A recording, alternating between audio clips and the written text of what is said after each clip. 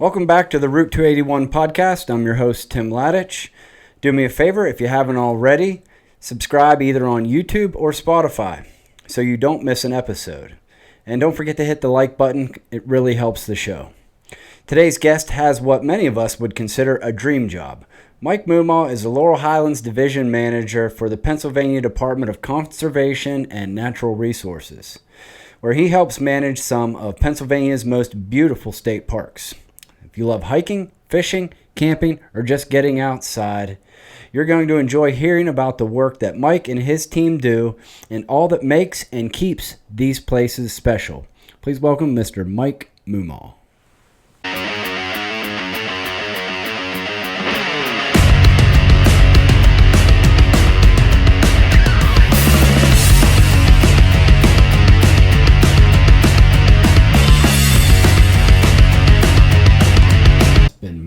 I've been outside my whole life. Yeah.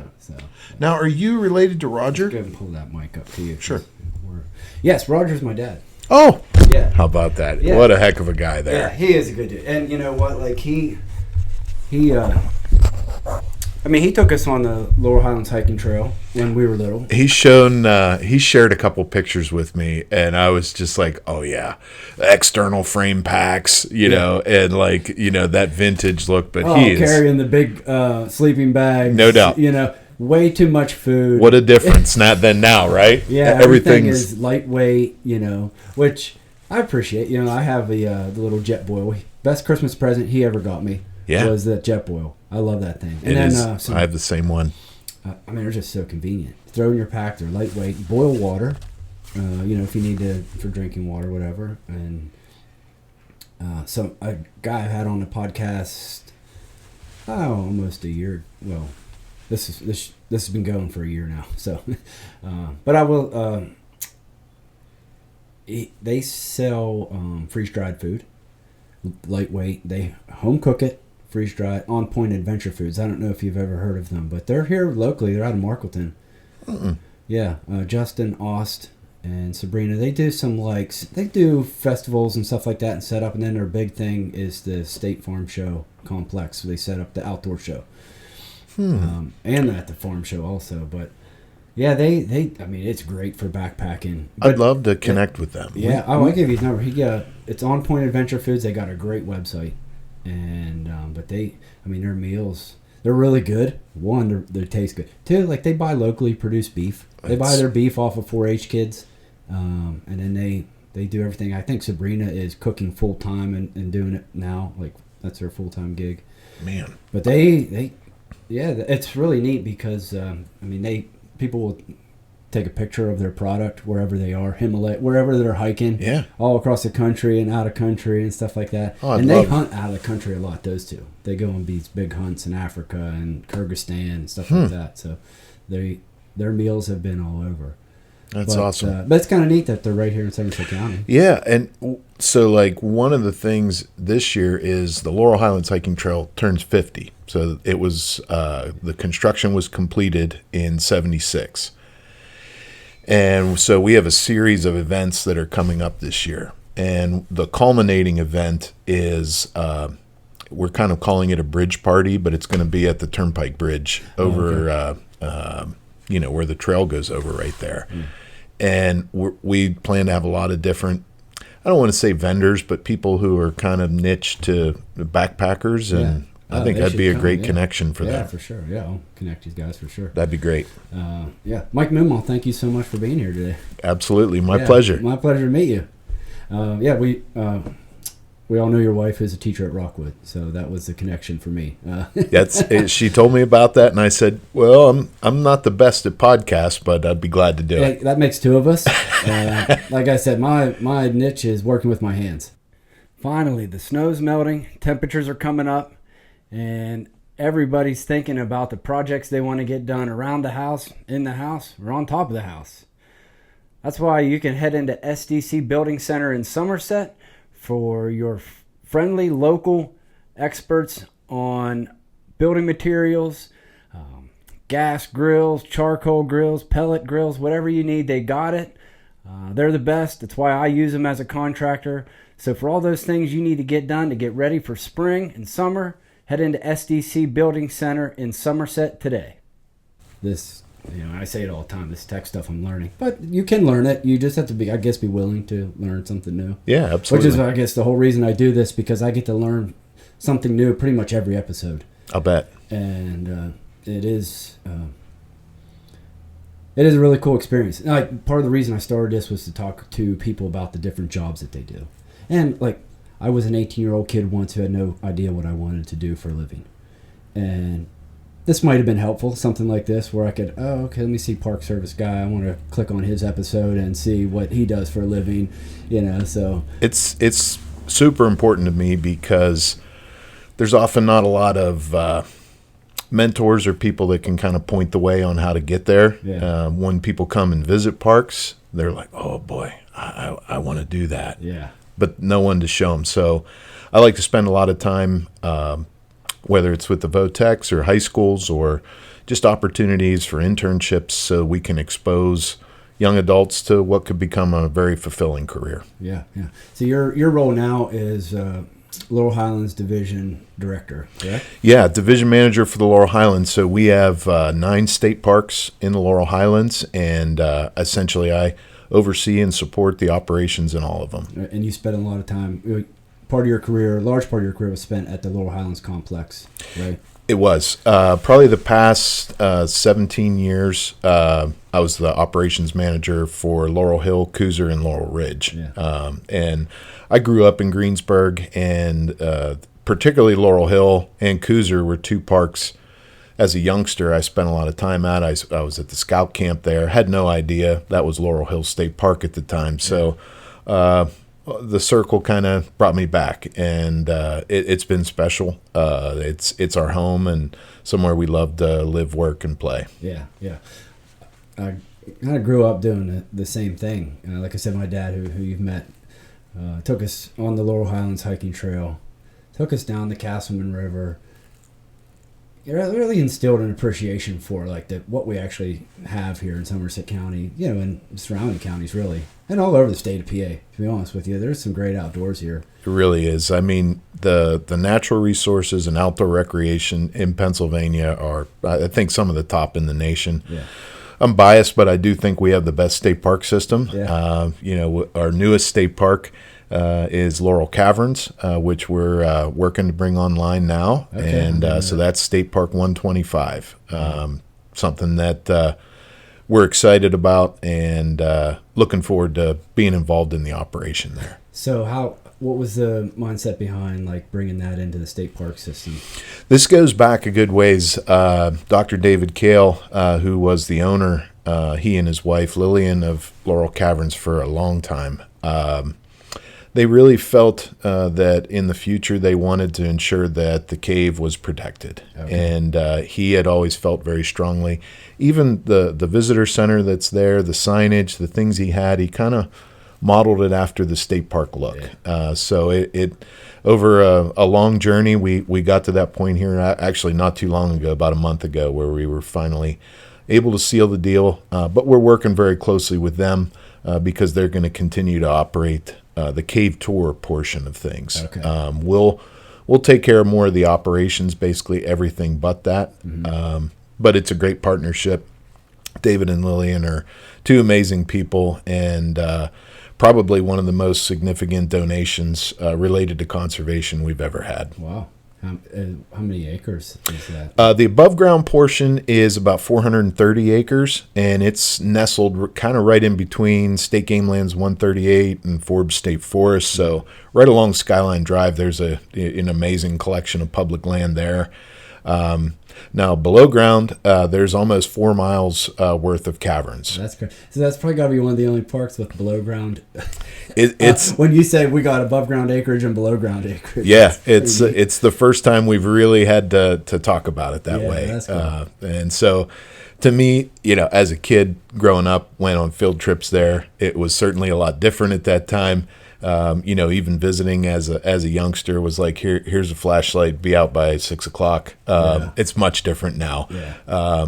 But again, there's a lot of memories that have been made there, and knowing that it's going to be protected in perpetuity is something that's important. So all the Pennsylvanians will be able to enjoy it. Yeah, that's very cool. So kind of what got you, like you said you grew up going to the state parks, but like what kind of was the catalyst in saying that's kind of what I want to do as my career? Yeah, growing up, like a lot of people, I was a fort builder, so I was probably trespassing at the time and in woodlots, building small forts just out of natural stuff. I think that was kind of my early connection. Of course, we probably looking back on that, we probably should ask permission of whoever's woods we were in at the time. But it was that kind of spurred it. Played a lot of team sports growing up, so didn't have a ton of time, but was always drawn to nature. And I think when I went to school, my undergrad was Allegheny College in Meadville, Pennsylvania. Had a couple of really influential professors that pushed me into the right way, and got very interested in that. As soon as I got out of school, just put my application in everywhere with U.S. Forest Service, National Park Service, U.S. Fish and Wildlife Service, and that's the first job I had that was really related to that. I was a backcountry ranger with the Fish and Wildlife Service in Southwest Alaska. So, yeah, I had a couple of seasons there, and that sealed the deal for me. Being in wilderness and having that exposure, and honestly, it was probably the first time in my life I was ever a minority, because we were out in the bush and there's very small villages of natives, and it's humbling and puts things in perspective. At least for me, it did. Yeah, I love those Alaska shows. Oh yeah, I can't think of I like The Last Alaskans, and then the one Life Below Zero. Seen that? Seen both of them. Seen The Last Alaskans more than the other, but those are really that whole wildlife refuge that's up there. But they said like at the time of the show, there's only 7 cabin permits remaining, and they only go up to the death of their last child. Yeah, and then if the child chooses to take it over, But some of these, people were getting older, and the kids had to decide: are we going to maintain this cabin? Or, but that is remote. That's about as remote as it gets. It was. We in that position I was in, we were in wilderness area, and we were situated. There were 3 different huge sport fishing rivers: Togiak, Good News, and Connectoc. So people would go on guided trips on those, and then some people would go unguided. So one of the main reasons we were there were the folks unguided who maybe weren't as versed as others, just making sure things were okay, but did a lot of field research, and it was just an amazing experience. Yeah. Ever encounter any grizzlies while you were up there? We did a good bit, actually. Pretty heavy population of the brown bears where we were, just because these were huge salmon fishing rivers. So when the spawn's on and those salmon die out, that's a buffet for the brown bears. So I don't want to say we saw them daily. I would say definitely weekly, and got to know where some of the ones were. The ones that you had to keep an eye on were those young males that kind of got kicked out by mom, and you're on your own after a year. They'll do whatever they can to survive. So you got to watch out for them, and you don't want to obviously get in between mom and any cubs. But honestly, the moose are probably even more impressive and possibly more dangerous. I think more people are killed every year in Alaska by moose than they are bear. Just a massive creature, but beautiful, inspiring. We obviously have bald eagles in Pennsylvania, but when I got there and just was blown away by how many bald eagles there were, the folks who were residents there or natives would kind of laugh at me and be like, this is like your pigeon, the way we look at it, but still very inspiring and amazing. Well, we place. don't get to see them here as often. No, but I feel like, and maybe you would know this more than anybody, I feel like I'm seeing them more and more. We are. Okay. Why are we seeing them more? I just think their population's rebounded. It's doing extremely well. I just actually saw a pair over the house this past weekend. I heard them first, and I looked up, and they were kind of jousting in the air. But it's amazing to see, and an amazing recovery story from where they were, and again, a big symbol of pride for our country too. Yeah, right. Absolutely. I remember. We would see one from time to time. Like we would go down the Middle Yawk once in a while, and you would see, if it was still rare, but once if you saw one, it was like that was the first one you've ever seen. Absolutely. There's still people around here who haven't seen one. I'd just say get outside more because chances are you'll if you're out and you're around water, there's a good chance. Yeah, I've seen them even here on 281. There was one eating something that had gotten killed in the middle of the road. Yeah, I mean we drove up. It lifted off the ground long enough for the car to pass. I looked in the rearview mirror, sat back down, kept going. But yeah, that's pretty cool. Free lunch. Yeah, free lunch. Yeah, they don't have to dive for it. But even down here on the Laurel Hill Creek, fish down here, and there's one. It was hovering right about 30 feet over the creek, just flying right up the creek. It was pretty cool. It is. Looking for those stock trout. No doubt. Again, I'm sure. I wonder how much of them they take out before the anglers get there. I'm pretty sure they get their share. Yeah. That's pretty. Well, they deserve it, I guess. No doubt. Yeah. So, like, what's day to day for you? And for the people that are under you now, like taking care of the parks. We're coming out of winter. But camping season is going to kick off, here in a few months. Usually around Memorial Day, things get busy. But now, you got fishermen flocking to Laurel Hill Creek and other things like that. But kind of what's this time of year bring for you and your team? This is the ramp up time for us. Yeah, and honestly, when I first started in parks, people were always under the impression, well, parks are open Memorial Day to Labor Day. What do you guys do the rest of the year? And said, no, actually, state parks are open every day, and each season brings a different aspect in park operations. Yeah. So this is the ramp up part where you're bringing your utilities back online, mostly your water, hoping you don't have any broken water lines, and getting things ready in our campgrounds, in our overnight areas. Trout fishing, really kind of kicks things off, both trout, the trout opener, the traditional trout opener, and our campgrounds usually coincide because people love to camp. Now, in Somerset County, you might be camping in some snow. You never know in the beginning of April there. But it's really a good time where we're renewed. We're looking at the season. We know what those, items are that we have to do to prepare. Not just for the visitors that come, but obviously our plans to try and improve and enhance our resources too. So in addition to that, I think a lot of people don't realize a huge part of our workforce is seasonal. So they work full time, but it's only for a portion of the year. And frankly, that's almost the pathway for everyone who eventually gets into a salaried position where they're able to start. So demonstrating that willingness. Some people might have to wait into a seasonal position for a while, but honestly, there's a lot of folks who it works for them for having off the winter time. I know a lot of folks, love to have hunting season off to be able to hunt whenever they want. So depending on how it works for you and your family situation, I think Parks offers a great experience. And I tell like our staff and the folks who I work with is, whether you like it or not, you work with, you spend more time with the people you work with oftentimes you do with your own family. So try and make it like a family. We might be a little dysfunctional, just like most families. Yeah, exactly. But it makes for a more enjoyable place where every day, I can honestly say there's probably been some days I didn't look forward to, but most, I can honestly say there really hasn't been a day that I haven't looked forward to going to work and working with the park professionals, particularly in the Laurel Highlands. I think our collection of parks in the Laurel Highlands is some of the best that we have out there, from the largest state park in Ohiopyle to probably the smallest at Laurel Summit. So, and just about everything in between. Right. Yeah. These parks are very large.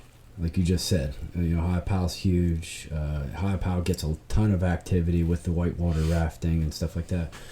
And I'm sure your people are spread out over the whole county and beyond, right? I mean, the Laurel Highlands encompasses parts of Westmoreland County. So how do you stay connected with everybody? And that's you're right. It's a big landscape, and we have 4 counties because portions of Laurel Ridge touch into Cambria County. So in addition to Somerset, we have obviously Fayette, Westmoreland, and Cambria. So we cover a lot of ground.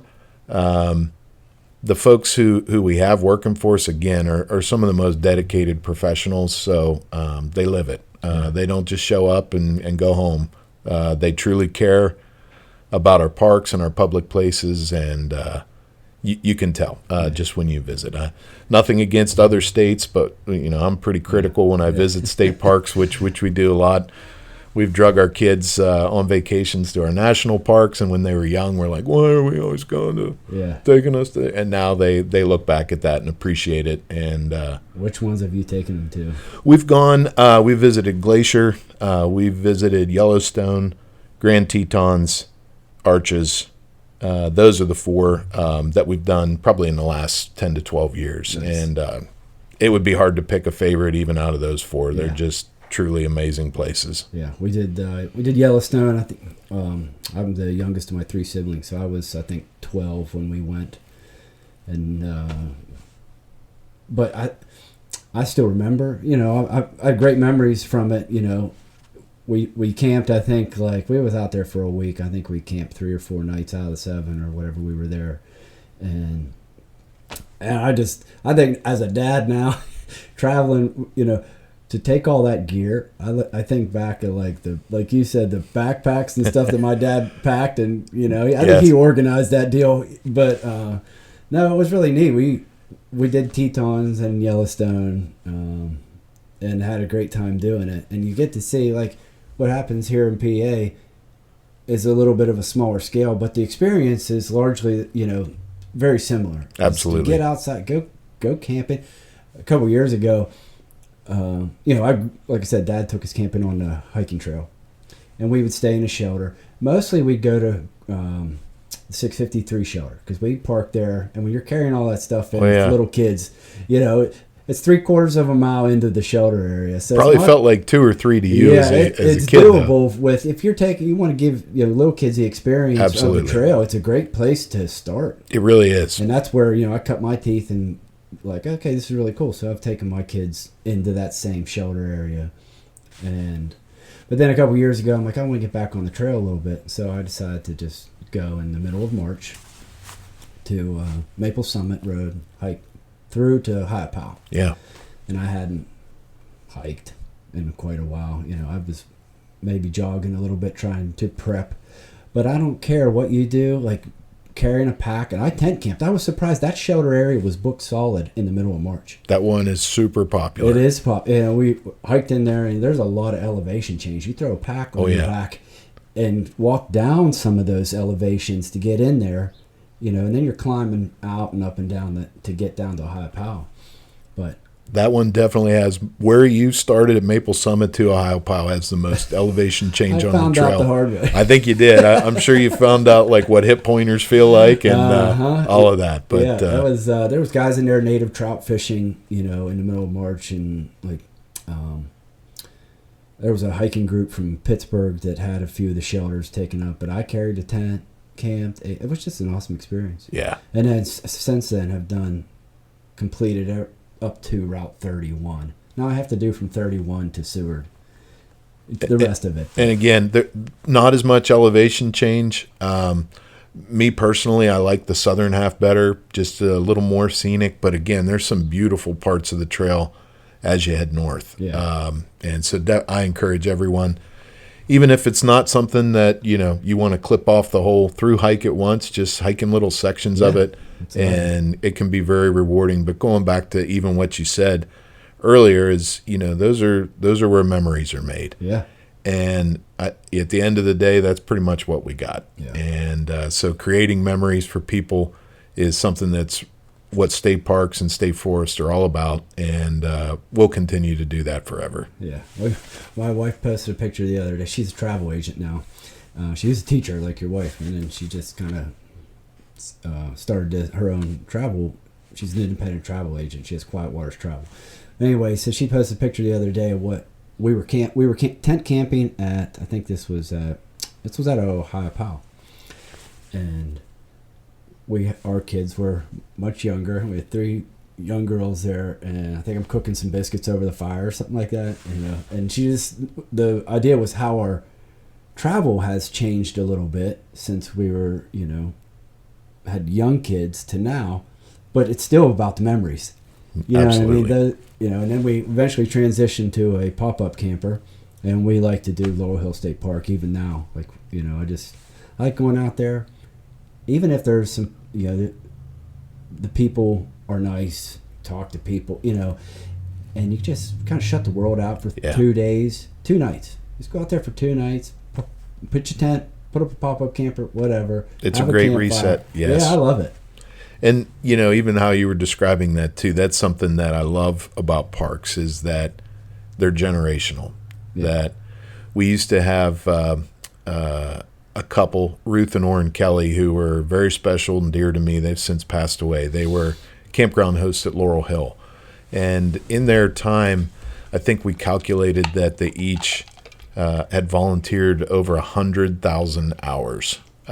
Which is, it's hard to even wrap your head around that number. But so many people I've run into over the years in the Laurel Hill campground, the Kellys taught them how to camp. And they'll reference, do you know Ruth and Orrin? And I said, well, of course I do. They're like surrogate grandparents to me. And that's the thing about parks. I think that's important. When you've had that experience as a kid and it somehow stuck with you, it will stick with you into the future, and hopefully you can share that with your family and your friends. And to me, it's probably one of the most noble things that we do in parks is protect those spaces and make them available. And again, I think the opportunities, knowing our state park system in Pennsylvania has free admission, and there's only a couple, 3, I think, in the nation that are like that. Most of them have an admission fee or an entrance fee. So to ours, it's just value added, and it's right in your community.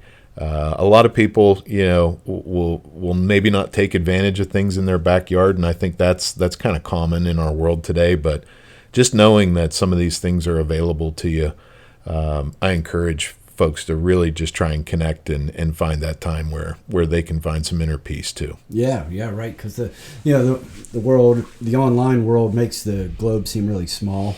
It does. If you put that away and actually just get outside and go for a hike on the Laurel Highlands hiking trail, you will realize how secluded and this is wow, this is huge in here. Yeah. And it's really neat. Yeah.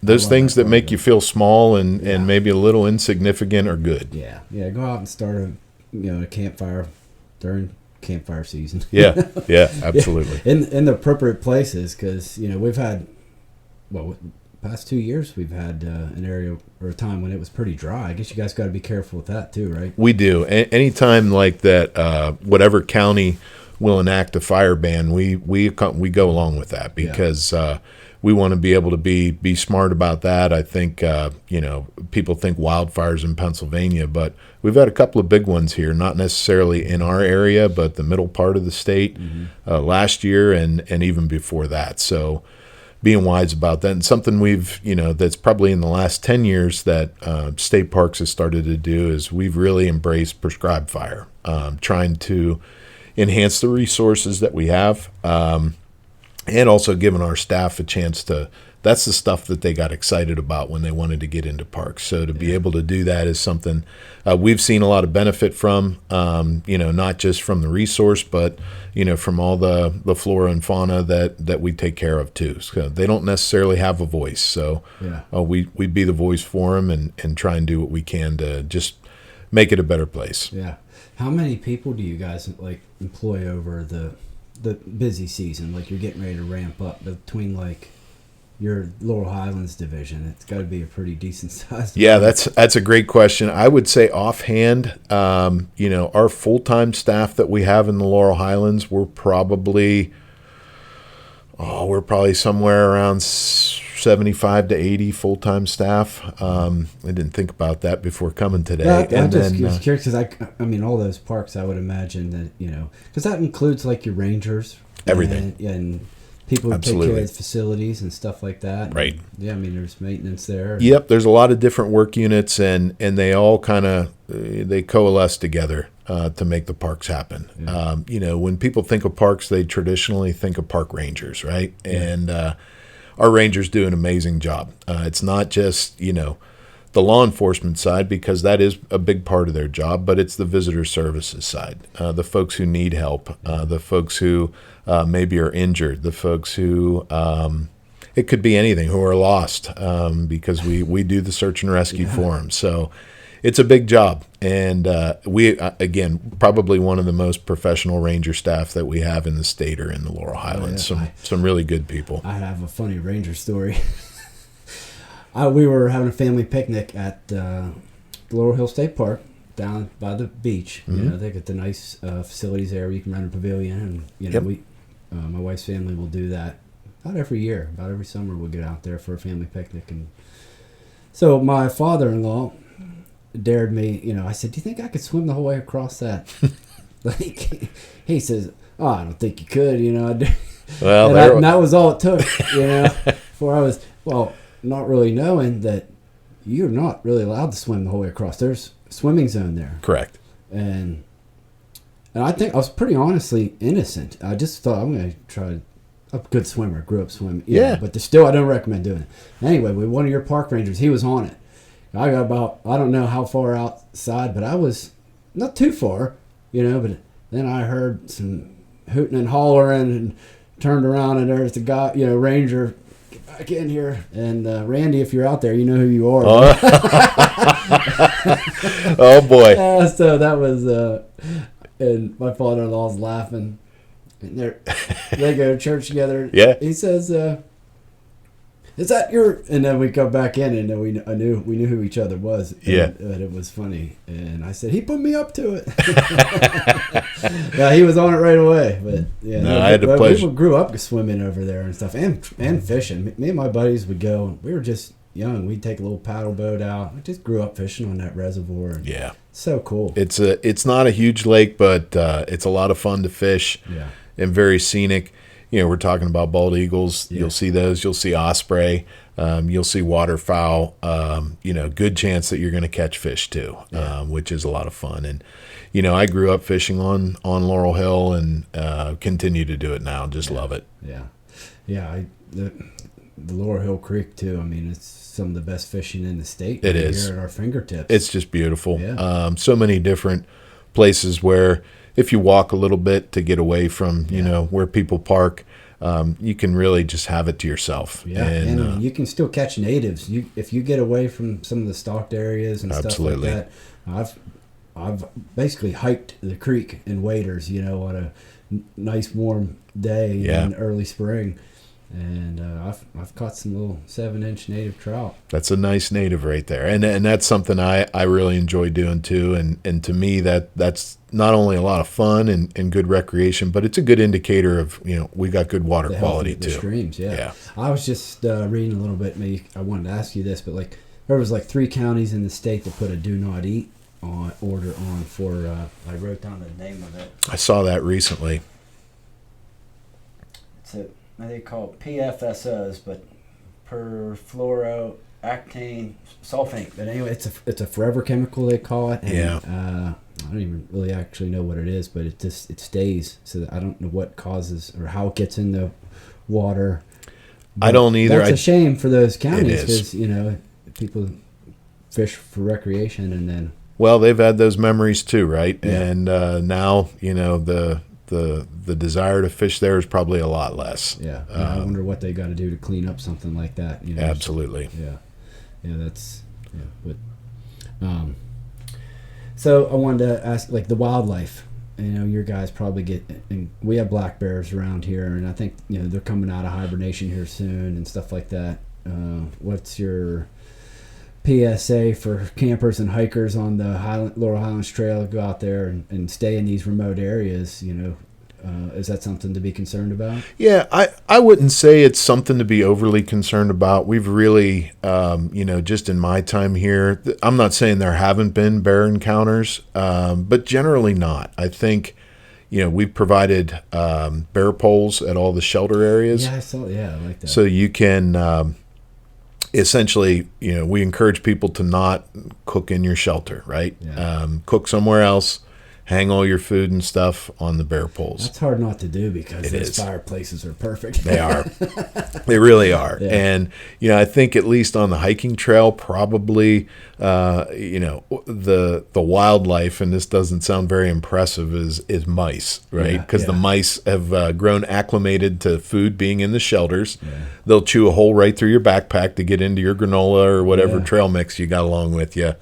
So being smart about that and knowing how to conduct yourself when you encounter wildlife. Obviously, give them the right of way, give them the space that they need, and be smart about what you're doing with your food too. I think that's something that probably a lot of first-time backpackers maybe aren't as familiar with, but the next thing you got a family of raccoons that are staring at you wanting to come in, and the trash panda is very common within our campgrounds too. The trash panda. They know exactly where to hang out and get nice and fat over the course of the summer. I think it's you guys supply firewood in most of those areas, which is very nice because people aren't in cutting stuff down, and right. So there was a couple of reasons behind that. One, so that people aren't cutting live trees down to hopefully start a fire, which we know won't work with greenwood. You can use dead and down wood, but we also know that a lot of people like to backpack in the winter, and it's more of a safety thing for us to be able to provide a source of firewood there. Now, I will share that our staff, and a shout out to the Department of Corrections, because they work with us on their work release crews to help split firewood. A lot of people don't realize that. We have a mountain of firewood at Laurel Hills, so we provide firewood to all of the shelter areas, and there's a total of 8 of them. And I could say that each shelter area gets anywhere between 8 and 10 dump truck loads of wood right around Thanksgiving. Yeah. And then we just kind of let it ride over the winter. We don't provide any in the summer because obviously it's warm. You can grab dead and down wood. And with as much as we stock in there, there's usually stuff for people to use, at least through July. Yeah, that's cool. Yeah, I can just remember that as a kid, there being wood, Yeah, we've upped the game a little bit there. We still we want to keep that experience primitive because I think that's important. It was what it was meant to be. But we do provide, in at least 4 of the shelter areas now, firewood shelters. So there's a roof over top of it. It actually rolls back so that we can back a dump truck up, dump the wood, and then pull out. And then when we're done stocking it, we pull the roof back over top of it. So keeps everything dry because sometimes, historically, you could be walking into a shelter area and it have a couple, 3 feet of snow on top. You don't even know where the firewood is. Right. So now that with those shelters, and the goal is to have one in each of the shelter areas to be able to keep good dry wood that people can rely on. And if you get into a hypothermic or an emergency situation, you should be able to start a fire pretty easy. Yeah. Hey, let's be honest. Summer is right around the corner, and it's not too soon to start planning that summer vacation. So contact Lindsay at Quiet Waters Travel. Message her on Facebook, or check out her website, or email her. I'll put the link in the description. But Lindsay's an expert. She'll help you plan your trip and make it as smooth as possible. Whether you want a hotel on the beach, an all-inclusive resort to Mexico, or a cruise to the Bahamas, contact Lindsay at Quiet Waters Travel. Do you guys have any affiliation with the state game lands? We do. We work super closely with the Game Commission. Honestly, in Southwest Pennsylvania, I would say our relationship with the Game Commission is probably one of the strongest that we have in the state. The professionals with the Game Commission in Southwest are top notch. From the game wardens, to the foresters, to the maintenance folks. I mean, it's great. We're actually working on an agreement right now with the Game Commission to provide better access to Game Lands 42 and Laurel Ridge State Park just south of 271. So those types of agreements don't happen too often, and I think it's largely a function of folks who share a mission and understand that sometimes it's strength in numbers to be able to work together and demonstrate that we have these relationships that matter, frankly. So we work very closely with them, and they're a great organization, sister agency to work with. I just reached out to the Game Commission. Somerset County just got I think 1 or 2 new game wardens, and so I'm in contact with trying to get the new game warden on the podcast. So, all right. Yeah. Great. That'd be cool to hear about his job too, and it's something that a lot of people around here grow up outside, Absolutely. have an interest in. You know, job like yours or a job like theirs, where they just like to be outside. So yeah, hopefully that comes to fruition too. But one of the things I really like about Laurel Hill State Park is all the CCC camps. Oh, me too. So can you tell us a little bit about? I mean, there's a huge history in state parks in Pennsylvania in general. Mm-hmm. I mean, the history is really deep, and it's why I think it's one of the best. You know, and I'm sure you'll test this too, but like in the country, as far as the amount, the quality, and just the natural resources that we have at our fingertips that so many people that kind of take for granted. Yes. But that's a really neat history and I think when it started under Roosevelt after the Depression, the idea behind it is actually really cool. It's an incredible idea. You know, and so you take people who are down on their luck and you give them a meaningful job, you know, rather than just giving them the money and let them stay, get them out of breadlines and into a meaningful job where they probably learned skills that they actually took into jobs once employment became available. But tell us a little bit about like how much of that is here in our park systems. Yeah, to me, the Civilian Conservation Corps was one of the greatest ideas at probably one of the most difficult times in our modern history in our country. And Laurel Hill, to me, is like it's the mecca for the Civilian Conservation Corps. There's the largest collection of CCC era architecture in the eastern United States. It possibly might even be in the entire country. We're not totally sure, but there's over 260 buildings that still remain. Most other places where that was, you might see an interpretive panel that tells you what used to be there, and maybe you see a foundation. We're still using them in the way that they were originally intended to. So the group cabin camping at Laurel Hill, that was really created to be able to provide opportunities for folks who maybe are from the city or a disadvantaged population who wouldn't necessarily have the ability to experience nature in that way. And we've continued that entire philosophy from its inception to today and into the future. We've recently reinvested in 2 of the camps at Laurel Hill, so they're going to be operating and available for these groups to use probably for the next 50 to 100 years, just by a good strategic investment. Now, I will say, too, that a lot of what we owe to that is the people who've taken care of it since they were built, right? When that was handed over to state parks in 1945, those generations of the park professionals who have taken care of that CCC architecture is the main reason why it's still here today. A lot of places just let it fall into disrepair and we can't use this anymore. But to me, that's really a symbol of our country during a very adverse time, being able to create something that, frankly, much of our national park system and many of our state parks across the country, that initial infrastructure was really developed by the CCC. And Roosevelt's Tree Army did some amazing things. I was fortunate enough to be able to be friends with a half dozen of the CCC boys who worked at Laurel Hill. Truly gave me great perspective and appreciation. Those guys would always shoot me straight. I tell a story. The first time I got to Laurel Hill and had a meeting with our friends group, I walk into a room full of essentially strangers at the time, and there was one fella who was looking over top of his glasses at me, giving me the finger like that to come on over here. And I'm looking around. For the record, you were pointing. Yes, that was the pointer finger. That wasn't the other. On audio. So I knew he was talking to me. I went over to him. He did not introduce himself. He put his hand on my shoulder and he said, "Young fella, let me tell you something. If you spend your time trying to please everyone, you're not going to please anyone."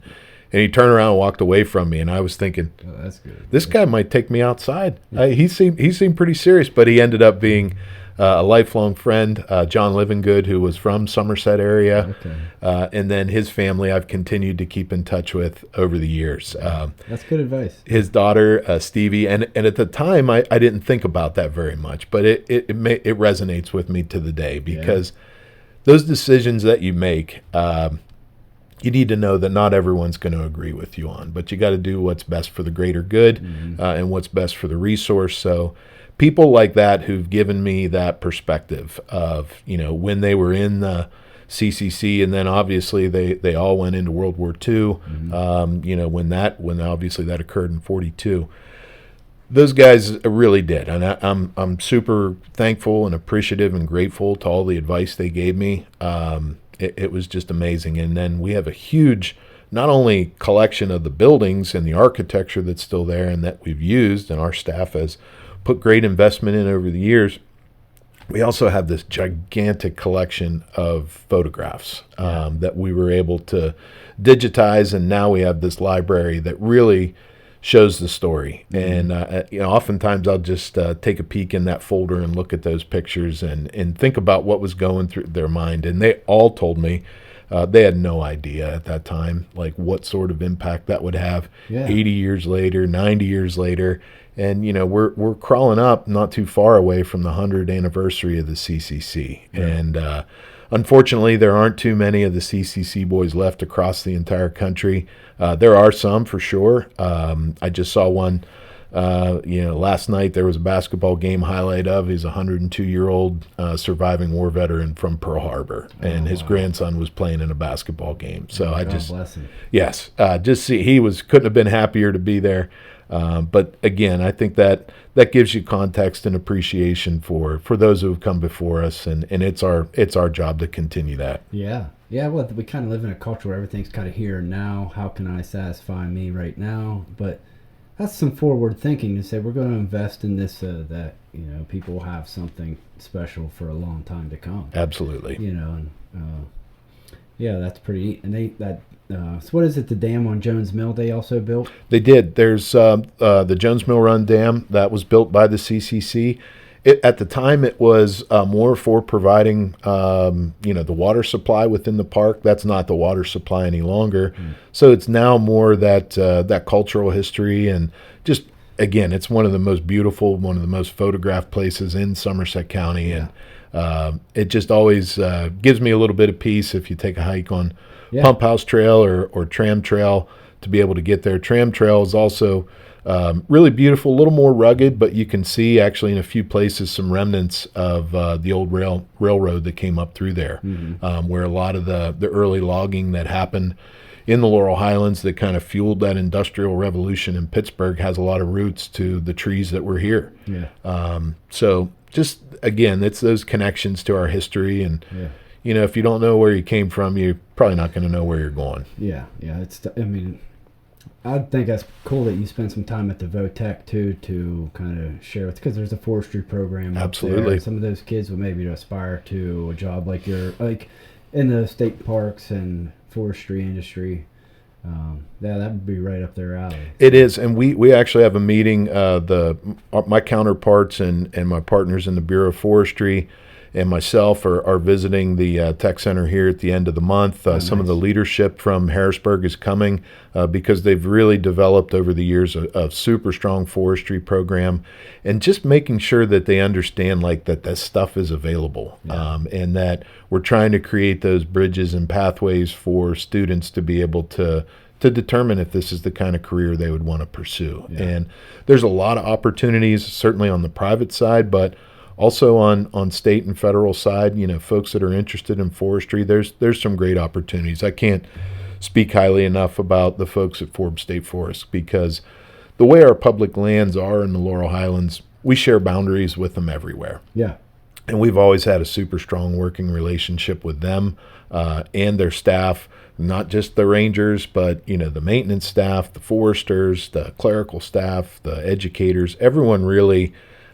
we're all on the same team is the way we've looked at it. And it's not like that everywhere, so I don't take that for granted. But really some amazing folks there. And Forbes State Forest has over 60,000 acres, of land in different places.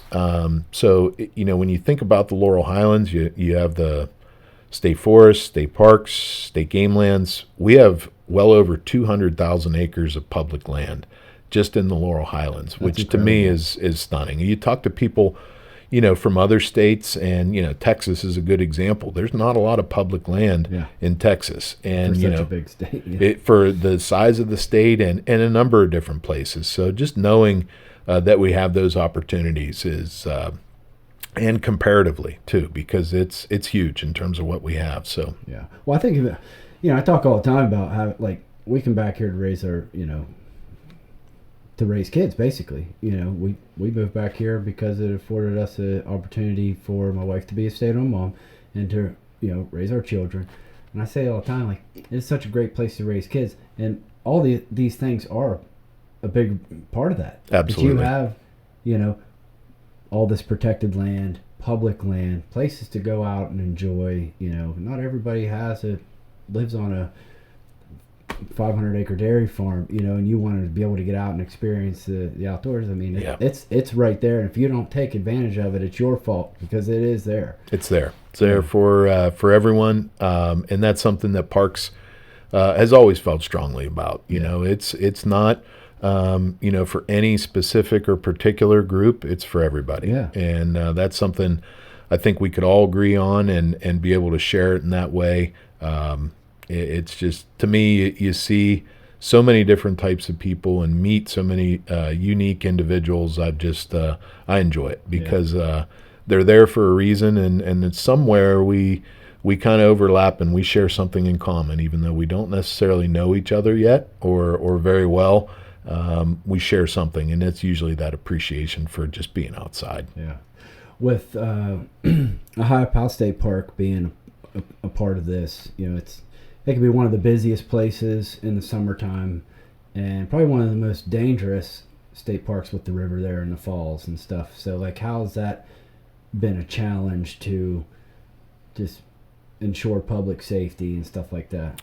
Yeah, that's Ohio Powell is.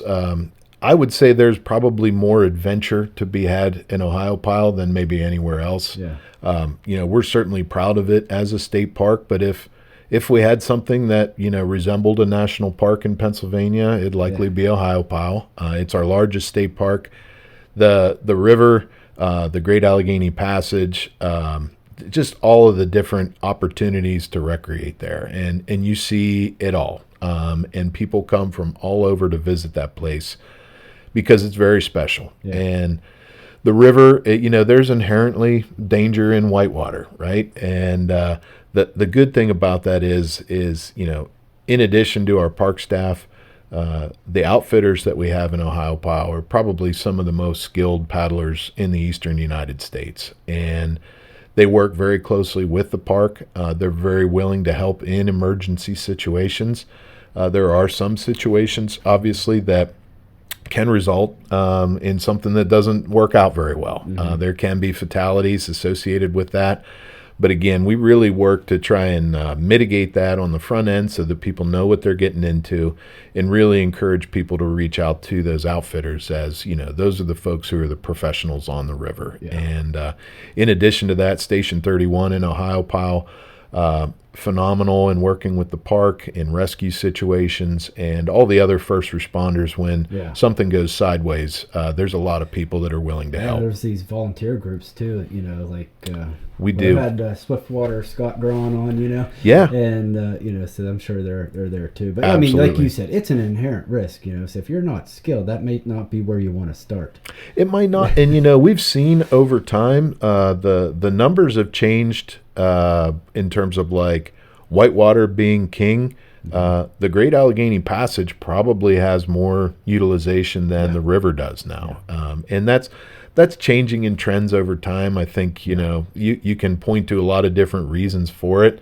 Primarily, a lot of people would be living inside of their phone instead of living inside of themselves, and But still, that experience, being able to enjoy that, I personally, I'd prefer to be on the middle yoke because you have a better chance to fish there and enjoy it. But the lower yoke and the upper yoke, obviously, for those who are very skilled paddlers, where it starts down in Maryland, just an amazing river, and an amazing resource that's there. Some of the Ohio Pile, a lot of people don't realize, probably has one of the largest number of rare, threatened, and endangered species from the flora side. So like the plant communities that you'll find there, you won't really find anywhere else in Pennsylvania. Obviously, too, a lot of people flock there. There's some great mushroom picking to be had in Ohio Pile and in the Laurel Highlands.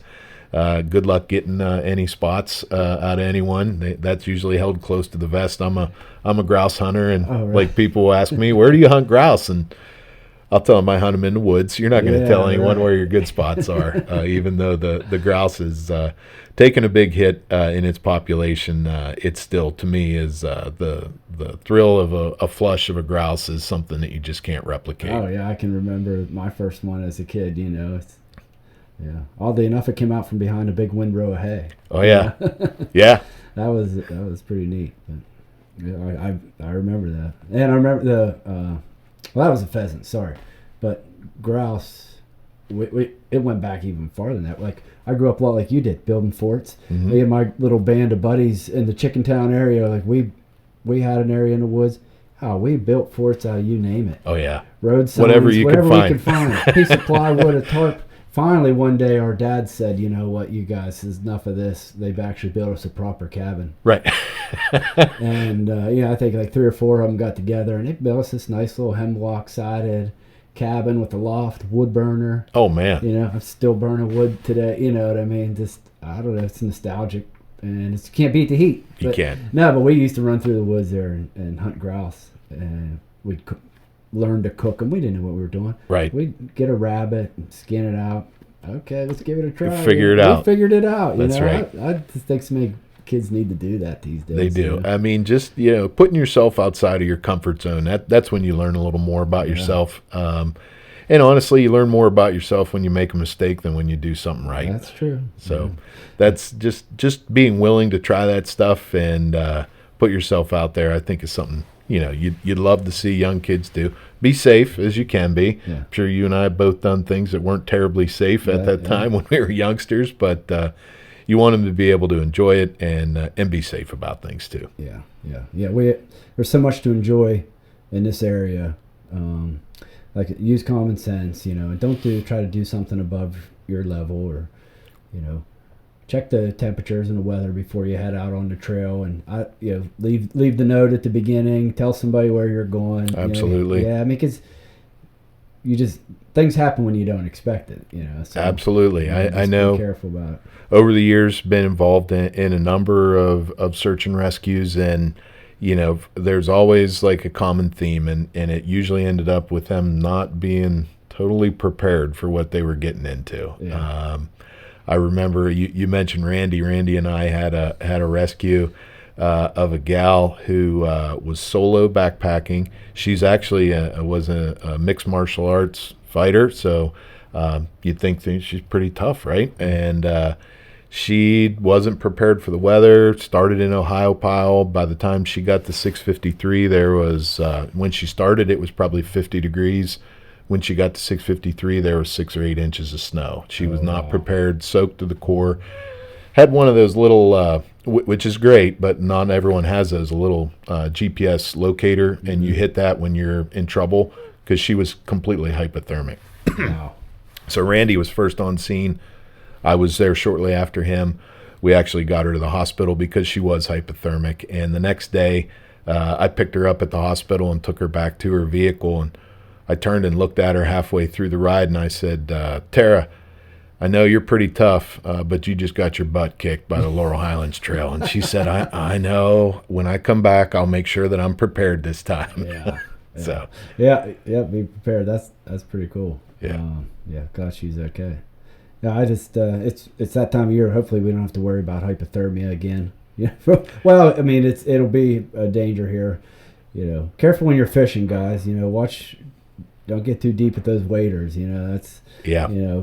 that's something too. But no, I hope that it's a good trout season here coming up. I look forward to that. I do too. I like to get out in the night. I like to wait a little bit till the crowds die down. 'Cause usually the first day around here is busy. It's kind of like hunting season. They'll come out for the first weekend, and then around here it kind of slows down. You can get in there. It gets There's still thin. plenty of fish. Yeah. I honestly, for the trout opener, if I go out, I usually go to a delayed harvest area because you don't have too many, and we've got some great ones here on Laurel Hill and specifically. Yeah, down at that Boy Scout camp.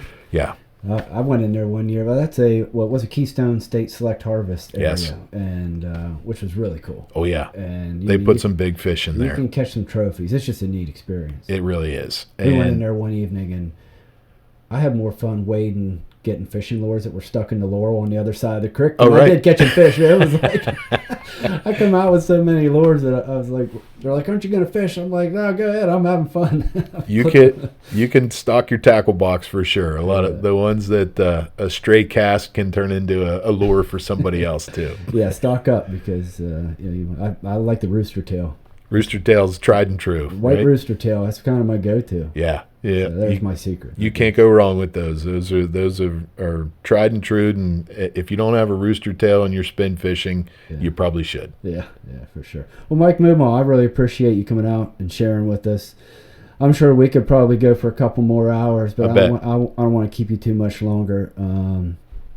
You have a really cool job, and that's the problem with me doing this podcast is I find so many interesting people doing really cool things, and it gives me, I'm like, oh, I want to do, but can't do it all, but I can, I get to kind of live vicariously through you for a few minutes. But, it was a pleasure to meet you. Likewise, appreciate it. Keep up the great work. We do. It's a real national treasure what we have here in Somerset County, I think, and just encourage people to go check it out. If you haven't before, get on the hiking trail, check out a new state park. So many of them are out there to do. Go camp for a couple nights at Laurel Hill. Absolutely. Go fishing. Thanks for the opportunity, and appreciate being here with you. And like we had talked about earlier, encourage people to go out and make those memories with your family and friends. That's what it's all about. Absolutely. Mike Mumau, thank you very much. You bet. All right, thanks.